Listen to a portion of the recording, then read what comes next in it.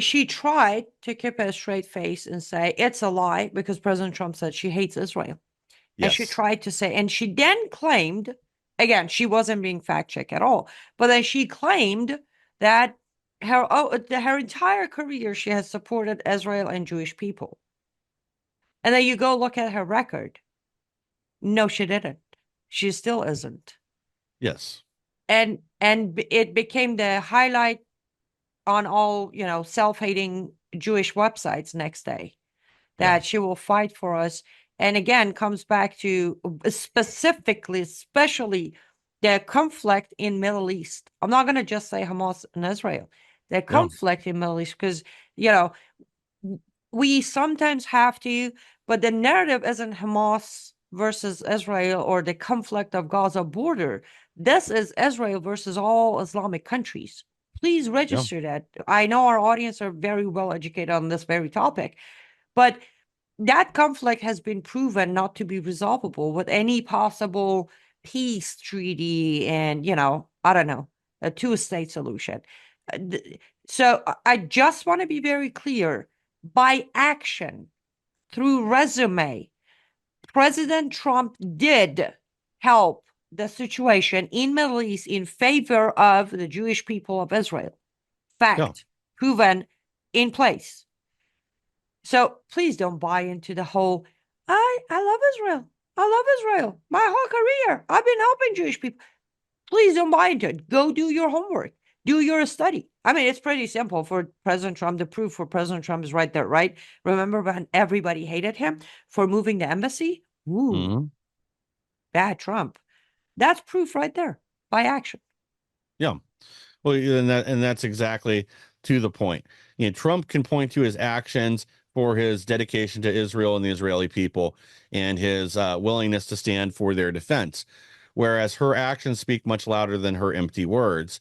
What her and Biden have done well in office has, if anything, put the Israeli people and the nation of Israel in more damage or in harm's way and in a position where they could suffer even more damage.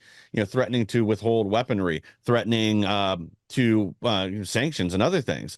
Um, Even this Gaza flotilla pier that fell apart and drifted off the sea and cost us all whatever it was, $320 million for their mistake.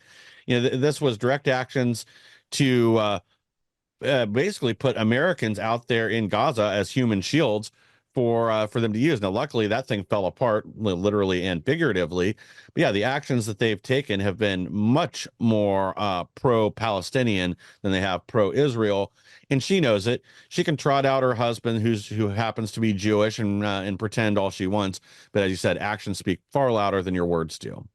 Yeah, and one of the simplest, again, just as a reminder to our audience, or maybe somebody's passing by and clicks on this video. Listen, one of the moves President Trump made was when President Trump told the um, Palestinian Authority that you're not getting any more aid until you stop your pay per slave program. What's that? When Palestinian Authority gives Palestinian families money for losing their son or husband in, blowing themselves up and killing Jews or those who have been arrested for terrorist attempts in Israeli prisons. And he stood by that.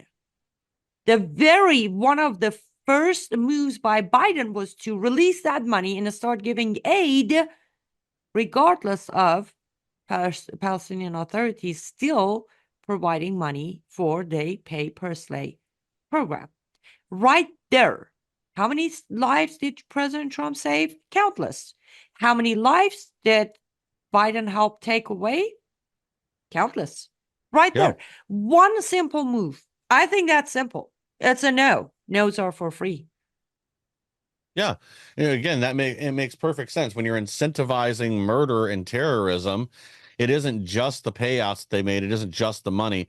It's the incentive. It's that you have other people that decide, hey, maybe this is a good way to support my family forever. I'm going to go uh get my 72 versions, go blow up a bus full of kids, and my family will profit for it. You know what? Maybe they'll even name a grade school after me, since that's something else they like to do over there in Palestine that we ignore is when you walk in, it's not murals of their athletes or their academic achievements. It's murals to honor people that blew themselves up or took other actions to murder Israelis or other people around the world. They hold those people up as their heroes. That's who they want their kids to aspire to be. It's sick. I think it was Golda Meir said that there'll never be peace until the Palestinians learn to how is it phrased? There will be no peace until they learn to cherish life as much as we do. Yeah, well, I was thinking of something along the lines of Or to the one that says they love death as much as we love life.